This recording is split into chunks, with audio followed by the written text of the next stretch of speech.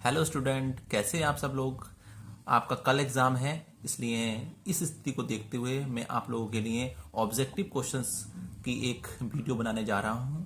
इस वीडियो को आप पूरा देखिएगा। ठीक है, स्टार्ट करते हैं हम बिना अपना समय गवाए। पहला क्वेश्चन है, एक फेजी मोटर के स्वचालित ना होने की कठिनाई को हल करने के लिए फेज कुंडलन को किया जाता है। यानी सिंगल फेज मोटर जो होती है वो सेल्फ स्टार्टिंग नहीं होती है। तो सेल्फ स्टार्टिंग बनाने के लिए हमें क्या करना पड़ता है, तो क्या करना पड़ता है, फेज को स्प्लिट करना पड़ता है। ठीक है, मैं ये क्लास में भी आपको बता चुका हूं। तो इसका आंसर क्या हो जाएगा, स्प्लिट। फिर क्या है, एक कलीय प्रेरण मोटर नहीं होती, यानी कि सिंगल फेज मोटर नहीं होती। क्या नहीं होती है, सेल्फ स्टार्टिंग नहीं होती है, यानी कि स्वचालित नहीं होती है। क्यों, मैंने आपको क्लास में बताया था, single phase motor self starting नहीं होती है। सेल्फ स्टार्टिंग कौन सी मोटर होती है, थ्री फेज इंडक्शन मोटर क्या होती है, सेल्फ स्टार्टिंग होती है। इतनी बात समझ में आ गई। अगला क्वेश्चन करते हैं, एक फेजी मोटर प्रेरण थ्री फेजी मोटर की अपेक्षा कम दक्ष होती है। मैंने आप लोगों को पहले ही बताया हुआ है। ठीक है, सिंगल फेज मोटरें जो होती हैं उनकी इफिशियंसी अच्छी नहीं होती है, कम दक्ष होती हैं। थ्री फेज मोटरें जो होती है वो बहुत हाईली इफिशिएंट होती है, इसीलिए उनका इंडस्ट्री में यूज होता है। ठीक है, इसीलिए इसका आंसर क्या हो जाएगा, कम दक्ष होती हैं। एक फेजी संधारित्र स्टार्ट मोटर की प्रारंभिक कुंडली का प्रतिरोध होता है। देखिए, जब हम सिंगल फेज मोटर को सेल्फ स्टार्टिंग बनाते हैं तो उसको दो कुंडलियों में बांट लेते हैं। एक कौन सी कुंडली होती है, ठीक है, एक होती है स्टार्टिंग और एक होती है रनिंग। हम यहां पर क्या पूछ रहा है, प्रारंभिक कुंडली का। प्रारंभिक कुंडली का मतलब है स्टार्टिंग वाली कुंडली का। तो स्टार्टिंग वाली कुंडली का जो प्रतिरोध होता है वो अधिक होता है, रनिंग वाली कुंडली का क्या होता है, वो कम होता है। ठीक है, इसका अगला क्वेश्चन भी आपको इसमें मिल जाएगा। तो इस क्वेश्चन का आंसर क्या हो जाएगा, अधिक होता है। ठीक है, अगला पढ़ते हैं, संधारित्र स्टार्ट एक फेजी मोटर में प्रारंभिक कुंडली को परिपथ से काटने के लिए युक्ति का प्रयोग किया जाता है। जब मैंने आप लोगों को डायग्राम बनवाया होगा तो उसमें एक स्विच लगाया होगा एस। एस का मतलब है यहाँ पे सेंट्रीफ्यूगल स्विच, हिंदी में बोलते हैं उसे अपकेंद्रीय स्विच। तो इसका आंसर क्या हो जाएगा, अपकेंद्रीय स्विच। इतनी बात समझ में आ गई। अगले क्वेश्चन पे चलते हैं, एक फेजी प्रतिकर्षण मोटर पर दो ब्रुश होते हैं तो क्या होते हैं, शॉर्ट सर्किटेड होते हैं, लघु पतित होते हैं। ठीक है, अगले पे चलते हैं, सैडेड ध्रुव मोटर शक्ति गुणांक पर कार्य करती हैं। तो सैडेड पोल जो मोटरें होती हैं उनका जो पावर फैक्टर होता है वो लो होता है, मैंने आप लोगों को पहले बता दिया। तो सैडेड पोल जो मोटरें होती हैं वो छोटे छोटे इक्विपमेंटों में यूज होती हैं, जो घरों में हम यूज करते हैं, जैसे ड्रायर हो गया।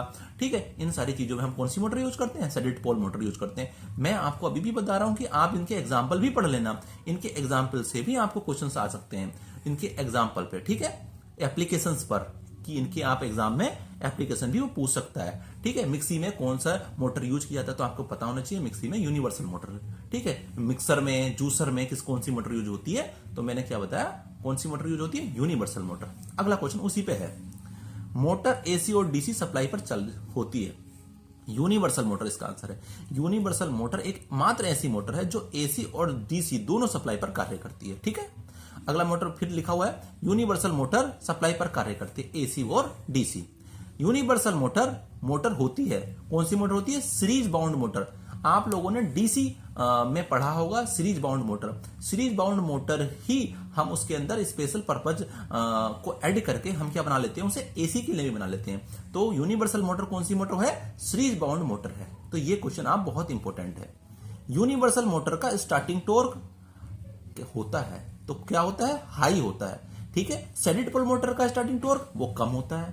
ठीक है, लेकिन यूनिवर्सल मोटर का स्टार्टिंग टॉर्क क्या होता है, हाई होता है। ठीक है, अब मैं high in the respect of induction motor नहीं बोल रहा हूं, इंडक्शन मोटर से तो कम ही होगा, लेकिन मैं जो स्पेशल पर्पज मोटर की बात कर रहा हूं, सैडेड पोल हो गई, रिपल्सन हो गई, ठीक है, इन मोटरों के हिसाब से मैं पूछूं तो इनका क्या होगा, हाई होगा। समझ में आ गया। यूनिवर्सल मोटर सीरीज मोटर होती है, तो कौन सी, कितने ध्रुव होते हैं उसके अंदर, दो पोल होते हैं, दो पोल की सीरीज मोटर होती है। आगे चलते हैं, सैडेड पोल मोटर का स्टार्टिंग टॉर्क क्या होता है, कम होता है, मैंने पहले ही बता चुका हूं। ठीक है, सैडेड पोल मोटर का स्टार्टिंग टॉर्क क्या होता है, कम होता है। स्लिप्ड फेज इंडक्शन मोटर में प्रत्येक वाइंडिंग विद्युत एंगल पर, ठीक है, कुंडलित होती है, कितने डिग्री पर, 90 डिग्री पर।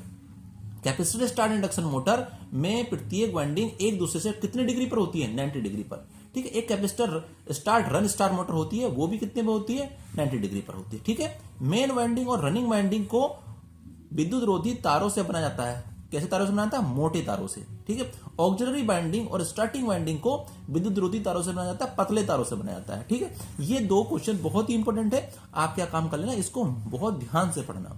मेन वाइंडिंग और रनिंग वाइंडिंग को मोटे तारों से, और इनका प्रतिरोध भी कम होता है। ठीक है, ऑक्सिलरी वाइंडिंग और स्टार्टिंग वाइंडिंग को पतले तारों से। ठीक है, इतनी बात समझ में आ रही है? तो क्या होता है, इनका प्रतिरोध भी अधिक होता है। आगे में लिखा हुआ है मेन वाइंडिंग और रनिंग वाइंडिंग का प्रतिरोध क्या होता है? कम होता है। ऑक्सिलरी वाइंडिंग और स्टार्टिंग वाइंडिंग का प्रतिरोध क्या होता है? अधिक होता है। समझ में आ गया?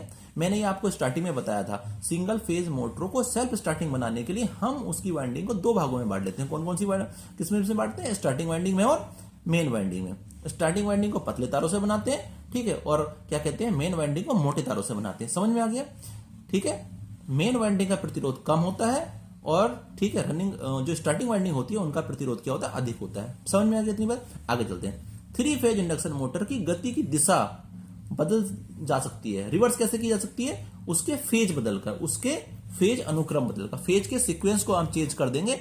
आपके पास 3 फेज होते हैं, किन्हीं 2 फेजों को आपस में इंटरचेंज कर देने से आपके 3 फेज इंडक्शन मोटर की गति को बदल देंगे। समझ में आया? रोटर धारा की आवृत्ति स्टेटर आवृत्ति से क्या होती है? कम होती है। स्टार डेल्टा स्टार्टर 6 टर्मिनल वाली इंडक्शन मोटर में प्रयोग किया जाता है। ठीक है, डीओल स्टार्टर का फुल फॉर्म हो गया डायरेक्ट ऑनलाइन स्टार्टर। एचपी तक की मोटरों के लिए यूज किया था, 5 एचपी तक। स्टार डेल्टा स्टार्टर कितनी एचपी तक की मोटर के लिए कहता है? 5 से 20। एक स्टार्टर और है auto transformer. Auto transformer 20 HP से अधिक के लिए यूज किया जाता है। समझ में आ गया? ऑटो ट्रांसफार्मर मैंने बताया नहीं है, लेकिन ऑटो ट्रांसफार्मर आप सुन लो। ऑटो ट्रांसफार्मर स्टार्टर 20 एचपी से अधिक की मोटरों के लिए यूज किया जाता है। ठीक है, अब आते हैं हम अगले क्वेश्चन पे। ठीक है, रोटर प्रतिरोध देने से प्रेरण मोटर का प्रारंभिक टॉर्क उच्च हो जाता है, यानी स्टार्टिंग टॉर्क क्या हो जाता है? उच्च हो जाता है। कब? जब बाह्य टॉर्क हम रोटर प्रतिरोध देते हैं। समझ में आ गया? इंडक्शन मोटर के सोपानी संयोजन से की आवृत्ति को बदला जा सकता है, सहायक मोटर की आवृत्ति को बदला जा सकता है। आगे बढ़ते हैं। पिंजरी मोटर में शोर को कम करने के लिए रोटर खांचों को सदैव क्या बनाया जाता है? स्क्यूड बनाया जाता है। मैंने क्लास में ही पढ़ाया आपको। ठीक है, जो स्क्वायरल गेज मोटर है उसमें जो नॉइज है उसको रिड्यूस करने के लिए हम क्या काम करते हैं? स्क्यूड कर देते हैं, यानी कि उसकी जो क्या कहते हैं, रोटर के खांचे होते हैं उनको थोड़ा सा तिरछा कर देते हैं। ये मैंने बहुत बार आपको क्लास में बताया होगा। ठीक है, मोटर का वायु अंतराल कम करने से धारा कम होती है। कौन सी धारा कम होती है? मैग्नेटिक धारा, चुंबकन धारा कम हो जाती है। ठीक है, रोटर की गति स्टेटर फ्लक्स की गति से कम होती है। ठीक है, अधिकतम बल आघूर्ण के लिए R2 SX2 होता है। ये पिछले साल क्वेश्चन आया हुआ, बहुत इंपॉर्टेंट है, इस बार भी आ सकता है मुझे उम्मीद है। R2 क्या होता है? SX2 मैक्सिमम टॉर्क के लिए। रोटर ताम्रहानियां TA बराबर 2 पाई NS माइनस S। ताम्रहानियां अपॉन रोटर हानियां क्या होती हैं? स्लिप होती हैं। समझ में आ गया? सोपानी संयोजक में मोटर घूर्णक क्षेत्रों की दिशा विपरीत होने पर, ठीक है, की होती है, अधिक होती है।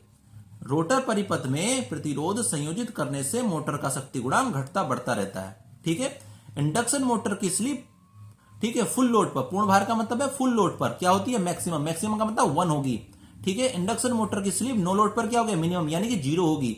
इंडक्शन मोटर की slip stand still condition. Stand still condition का मतलब है जब रोटर नहीं चल रहा है। समझ में आ गया? फॉर्मूला क्या होता है उसका? ठीक है, NS माइनस NR अपॉन, ठीक है, आगे समझे? तो यानी कि रोटर की स्पीड चल ही नहीं रही है, रोटर 0 है तो NS अपॉन NS हो जाएगा। NS से NS कट जाएगा, कितनी स्लिप आ जाएगी? 1। यानी कि आप अभी सिर्फ इतना ध्यान रखें, इंडक्शन मोटर की स्लिप स्टैंड स्टिल कंडीशन पर क्या होती है? 1 होती है। प्रारंभ में इंडक्शन मोटर की स्लिप क्या होती है? 1 होती है। ठीक है, ये दोनों ही क्वेश्चन मैंने अलग अलग प्रकार से लिखे, मतलब दोनों का ही सेम है। ठीक है, प्रारंभ में रोटर नहीं घूम रहा होगा, इसलिए स्लिप क्या होगी? 1 होगी। स्टैंड स्टिल कंडीशन का भी मतलब यह है कि रोटर नहीं घूम रहा होगा तो 1 होगी। सही है। प्रेरण मोटर में प्रारंभ में विद्युत वाहक बल की आवृत्ति होती है, क्या होती है? स्लिप क्या कहते हैं? सप्लाई फ्रीक्वेंसी के तुल्य होती है। ठीक है, तुल्यकालिक मोटर। अब क्या है? यहां पे सिंक्रोनस मोटर की बात हो रही है। सिंक्रोनस मोटर की गति परिवर्तित की जा सकती है आवृत्ति या ध्रुव बदलने से। ठीक है, सिंक्रोनस मोटर का प्रारंभिक बलागुण होता है 0। तुल्यकालिक मोटर पर लोड बढ़ाने पर ईबी में वृद्धि होती है। ठीक है, तुल्यकालिक मोटर का उत्तेजन बदलने से धारा का आई साइन फाई बदलता है। समझ में आ गया? आगे चलते हैं। ठीक है, ये देखिए, दोलन कम किया जा सकता है। ये भी सिंक्रोनस मोटर का दोलन कम किया जा सकता है अवमंदन कुंडलन बढ़ाकर। ठीक है, समझ में आ गया? तुल्यकारी मोटर के वी कर्व प्राप्त होते हैं क्षेत्र धारा परिवर्तन से। पक्षगामी और अग्रगामी दोनों शक्ति गुणांकों के किसी भी परास के लिए तुल्यकाली मोटरों का प्रयोग किया जाता है। एक तुल्यकारी मोटर तुल्यकाली चाल पर चलती है। ये क्वेश्चन बहुत इंपॉर्टेंट है, पिछली बार पूछा गया है। तुल्यकाली मोटर तुल्यकाली चाल पर चलती है, यानी सिंक्रोनस मोटर जो है वो सिंक्रोनस स्पीड में चलती है। ठीक है, इसकी स्पीड कम और ज्यादा नहीं होती है, सेम स्पीड चलती रहती है। तुल्यकाली मोटर का स्टार्टिंग टॉर्क कितना होता है? 0 होता है। तुल्यकाली मोटर का शक्ति गुणांक उत्तेजन को बदलने से बदलता है। ठीक है, प्रणाली का शक्ति गुणांक सुधारने के लिए प्रयोग किया जाता है सिंक्रोनस मोटर। मैंने बहुत बार आपको बताया है कि आपको यदि पावर फैक्टर इंप्रूवमेंट करने के लिए हम किस मोटर का यूज करते हैं? सिंक्रोनस मोटर का यूज करते हैं। क्वेश्चन इस तरीके से भी आ सकता है, पावर फैक्टर इंप्रूवमेंट करने के लिए किस मोटर का उपयोग किया था? आपको आंसर लिखना है सिंक्रोनस मोटर। ठीक है, यहां उस मोटर को क्या कहते हैं? तुल्यकाली संधारित्र कहते हैं। क्या कहते हैं? तुल्यकाली संधारित्र।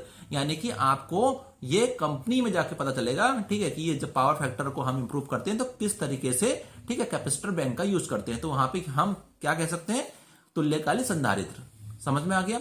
इतनी बात समझ में आ गई आप लोगों को? तो आप लोग इन क्वेश्चंस को बहुत अच्छे से ध्यान रखिए। मुझे उम्मीद है कि ये मैंने 50 क्वेश्चन करवाए हैं, आपको ऑब्जेक्टिव क्वेश्चन 10 क्वेश्चन पूछे जाएंगे। ये 10 के 10 क्वेश्चन इन 50 क्वेश्चनों में से ही आ जाएंगे। आप इन क्वेश्चन को अच्छे से पढ़ के जाइए। सुबह आपका पेपर बहुत अच्छा होगा, मुझे पूरी उम्मीद है। और कल जो पेपर है आपका, उसके लिए आपके लिए जो क्वेश्चंस हैं वो मैं कल वीडियो में डाल दूंगा। ठीक है, तब तक के लिए बाय।